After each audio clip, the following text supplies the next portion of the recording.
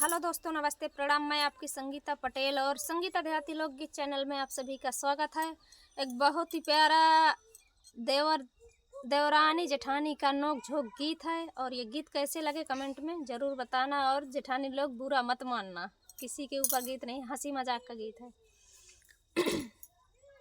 गजबे बाटी झूठ,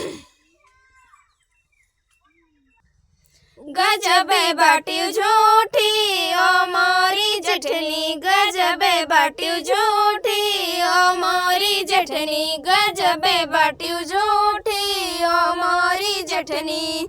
कौने स्कूलवा में कैलो पढ़ाई, कौने स्कूलवा में कैलो पढ़ाई, नियत तोरी खोटी ओ मोरी जेठनी, नियत तोरी खोटी ओ मोरी जेठनी, नियत तोरी खोटी ओ मोरी जेठनी। गजबे बाटी झूठी ओ मोरी जेठनी, गजबे बाटी झूठी ओ मोरी जेठनी।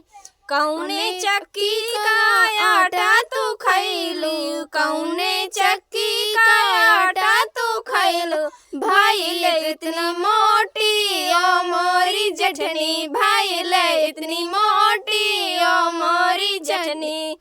गजबे बाटी झूठी ओ मोरी जेठनी, गजबे बाटी झूठी ओ मोरी जेठनी।